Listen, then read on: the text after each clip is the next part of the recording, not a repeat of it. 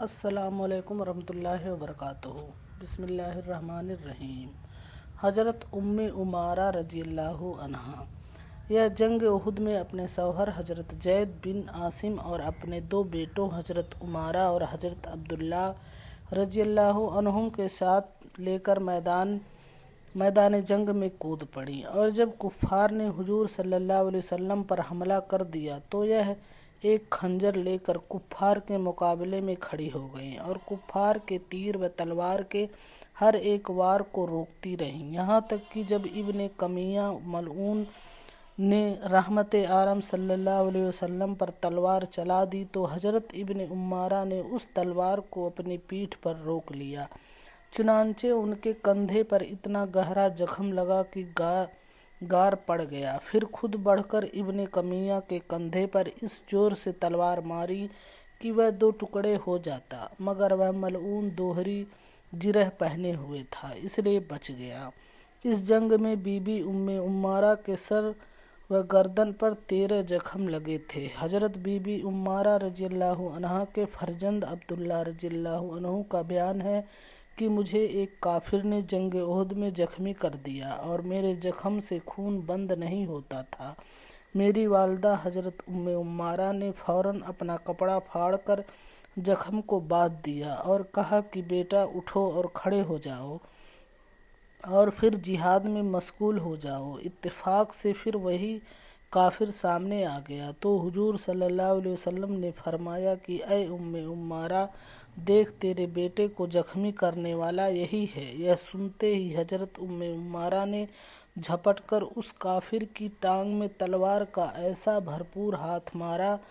کہ وہ کافر گر پڑا اور پھر چل نہ سکا بلکہ سرین کے بل گھسٹتا ہوا۔ یہ منظر دیکھ کر رسول اللہ صلی اللہ علیہ وسلم ہنس پڑے اور فرمایا کہ اے ام عمارہ، تو خدا کا شکر ادا کر، اس نے تجھ کو اتنی طاقت اور ہمت عطا فرمائی کہ تو نے خدا کی راہ میں جہاد کیا۔ حضرت ام عمارہ نے کہا کہ یا رسول اللہ، آپ دعا فرمائیے کہ اللہ تعالیٰ جنت میں ہم لوگوں کو آپ کی خدمت گزاری کا شرف عطا فرمائے۔ اس وقت آپ نے ان کے لیے اور ان کے شوہر اور ان کی بیٹوں کے لیے اس طرح دعا فرمائی کہ اللہم اجعلہم رفقائی فی الجنت، یا اللہ ان سب کو جنت میں میرا رفیق بنا دے۔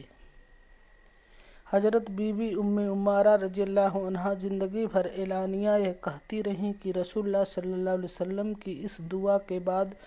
دنیا میں بڑی سے بڑی مصیبت بھی مجھ پر آ جائے تو مجھ کو اس کی کوئی پرواہ نہیں ہے۔ تبصرہ: حضرت بی بی صفیہ اور انصاریہ عورت اور حضرت بی بی ام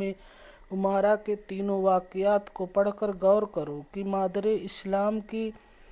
آغوش میں کیسی کیسی شیردل اور بہادر عورتوں نے جنم لیا ہے۔ ان بہادر خواتین اسلام کے کارناموں کے گردش لیل و نہار قیامت تک کبھی نہیں مٹا سکتی۔ ان کے سینوں میں پتھر کی چٹانوں سے زیادہ مضبوط دل تھا، جس میں اسلام کی حرارت کا جوش اور محبت رسول کی ایسی مستی بھری ہوئی تھی کہ کفار کے لشکروں کا دل بدل ان کی نظروں میں مکھیوں اور مچھروں کا جھنڈ نظر آتا تھا، اور ان کے دلوں میں صبر و استقامت کا ایسا سمندر لہریں مار رہا تھا کہ اس کے طوفان میں بڑی بڑی مصیبتوں کے پہاڑ پاس پاس ہو جایا کرتے تھے۔ مگر افسوس کہ آج کل کی مسلمان عورتوں کے دلوں میں محبت رسول کا چراغ اس طرح بجھ گیا ہے کہ اسلام کا جوش، ایمان کا جذبہ، محبت رسول کی مستی،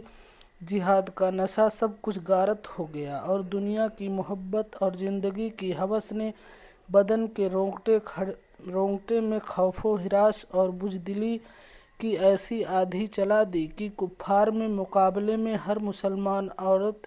رونے اور گڑ گڑانے کے سوا کچھ کر ہی نہیں سکتی۔ اے مسلمان عورتوں!